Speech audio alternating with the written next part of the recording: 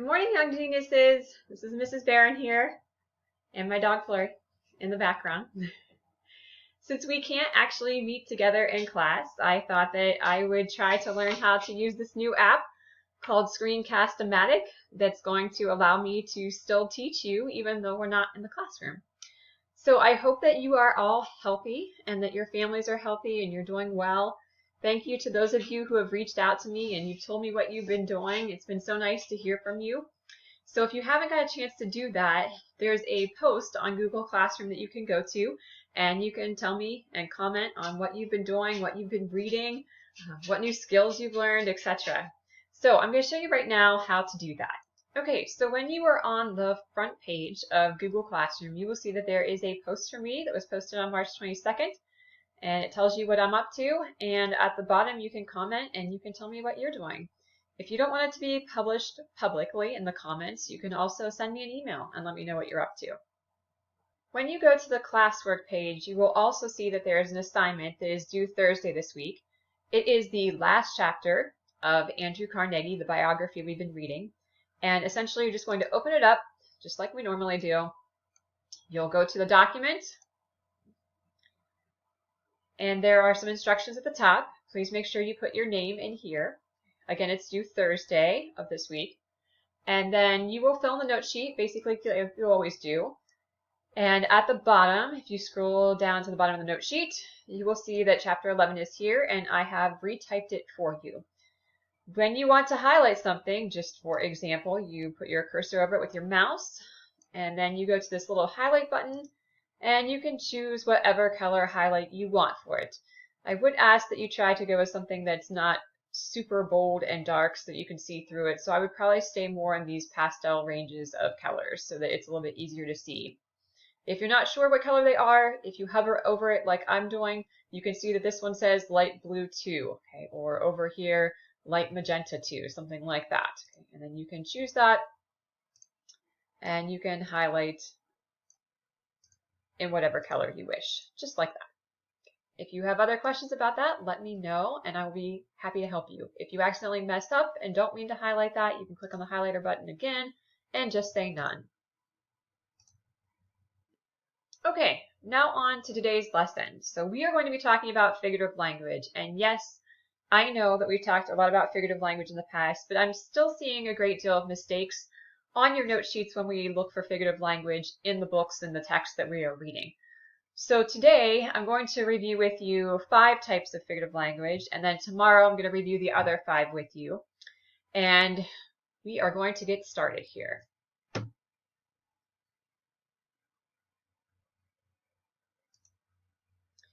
So do you ever feel like this when Mrs. Barron asks you to find figurative language in the literature that we are reading? Perhaps you do. Perhaps it's a struggle. Perhaps some of you it's not so much of a struggle. If you are struggling, I'm hoping that after this lesson, you will be saying, I got this. Even if you do feel like you know all the types of figurative language, please stay tuned. I'm going to talk about many of the common mistakes I've seen over the last few weeks on your work and how to avoid those mistakes. You may know the basic definitions of the types of figurative language, but identifying them or writing your own figurative language can be tricky, and there are some mistakes that I want you to avoid. Before we begin, you are going to need a pencil and a scratch piece of paper. It's not going to be anything that you turn into me, it's just something for you to practice with. So you want to gather those. If you need more time to do that, you'll want to pause this video and then start play again when you're ready. Okay, ready? Let's go. Here are the types of figurative language, and today we are just going to be focusing on the first 5, which are hyperbole, understatement, simile, metaphor, and personification. We will get to the other ones tomorrow, and I've added a couple more new ones that you haven't probably seen before or aren't as familiar with. So a hyperbole is an exaggeration or overstatement. How do you know that you have a hyperbole? Well, you are usually going to see words like this: forever, never, always, all, none, every, endless, infinite, nothing, nobody, or everyone. Or it could be some version of like that, of everybody, nobody, something like that. everything. It might also state an extremely high number or amount or weight or measurement that you know is untrue. So let's try this. I have developed 6 examples and non-examples, meaning some of these are not hyperboles. On your scratch piece of paper, you're just going to number 1 through 6. You can label it hyperbole if you want at the top for later reference. And you're going to either put a check mark if it is a hyperbole or an X if it is not a hyperbole. Okay, I'm going to give you a few moments to do this, and because I have a limited amount of time to record, you might want to actually hit the pause button right now while you try that. When you are done, you can just press the play button again.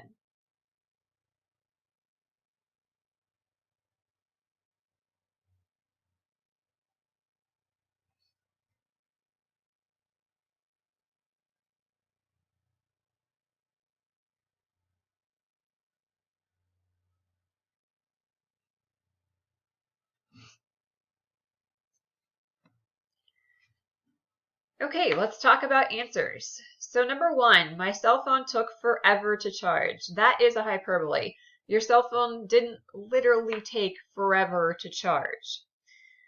Number 2, Bill Gates is a billionaire. He actually is a billionaire, so that is not a hyperbole. That is a true statement.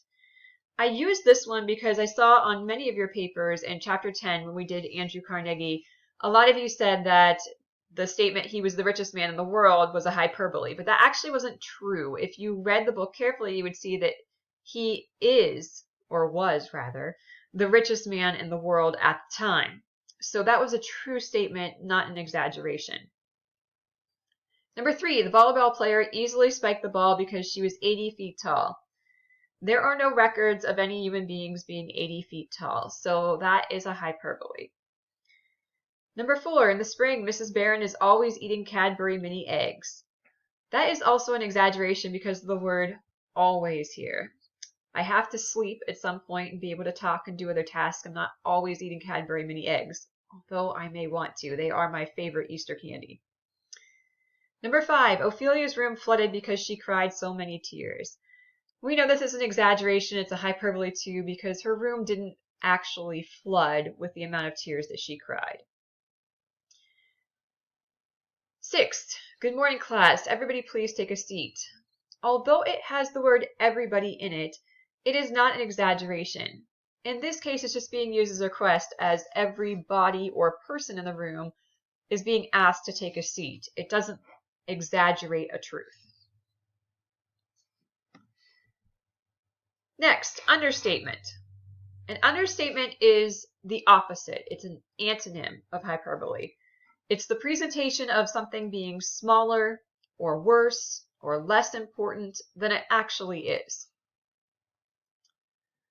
So, try these examples and non-examples, just like we did for hyperbole. So on your piece of paper, you want to write understatement, and you'll want to number 1 through 6. Again, I'm going to advise you to pause this video because I only have 15 minutes of recording on this video with you through this app. So pause it, write down your answers, check if it's an understatement, X if it's not, and then when you're ready, press play again.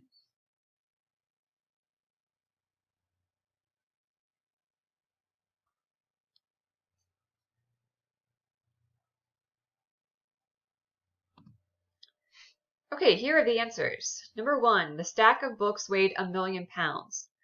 Although it may look like an understatement, it's actually the opposite. It's a hyperbole. It's exaggerating or overstating the weight of the book. So that would be a hyperbole, not an understatement. Number 2, Andrew Carnegie had a positive impact on a few people. If you've read chapter 11, you will know that he has impacted way more than a few people. Millions of people have been affected by his charity. Number 3, there is a bit of water in the Caribbean Sea. There's definitely a great deal more than a bit of water in the Caribbean Sea, so this is an understatement. Number 4, Skibo Castle, Carnegie's Scotland home, was adequate. If you're not sure what the word adequate means, it means it was decent. It was enough, it met their needs. And this is an understatement because it was way more than enough. Skibo Castle, if you go back and look or watch the video again that I showed you earlier in class, is a gigantic castle with way more rooms and amenities than anyone could ever need. Number 5, free writing never helps authors get over their writer's block. Again, this one might look like an understatement, but it's actually an exaggeration again. That word never suggests to us this is a hyperbole. And 6, I had a tiny accident, Henry told his parents after he totaled their car. That would be an understatement because he's using the word tiny to make it seem like a smaller event than it actually was when he totaled the car instead. Next is a simile. As you know, it's very like a metaphor. It's a comparison of two unlike nouns using the word like or as. Sometimes you might see that word as used twice with an adjective in between. Basically, the formula for this is a noun plus a verb. It could be linking or action, plus like or as, plus an unlike noun.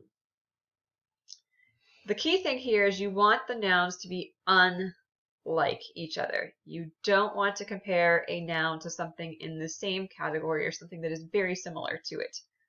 And you do need to see the word like or as being used to compare. Keyword there, to compare. So again, I have 6 examples for you. Please hit the pause button, grab your scratch piece of paper, and try these. When you're ready, hit the play button again.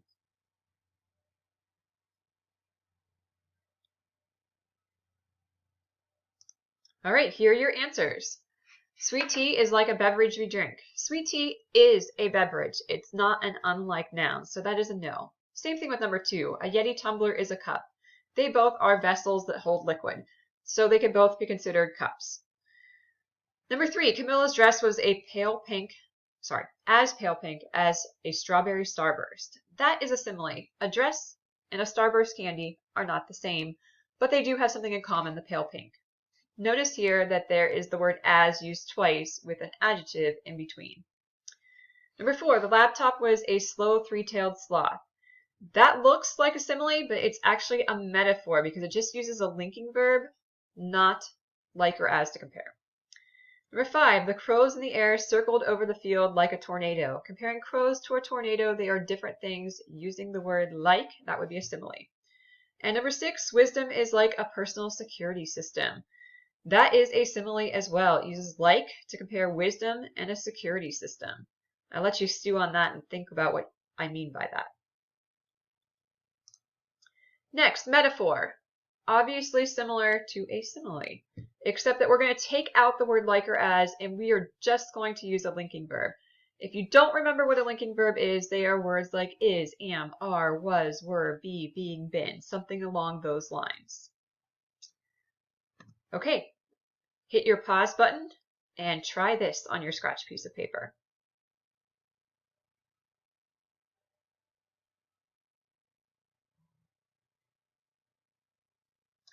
Here are the answers. All of Mrs. Barron's students are diamonds. That is a metaphor. It's comparing students to diamonds, and I truly believe you all are. 2 and 3 are not metaphors because a golden retriever is a type of dog.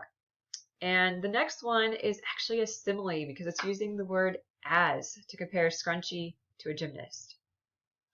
4, the world is a battlefield of ideas. World is compared to battlefield without using like or as. It uses linking verb is.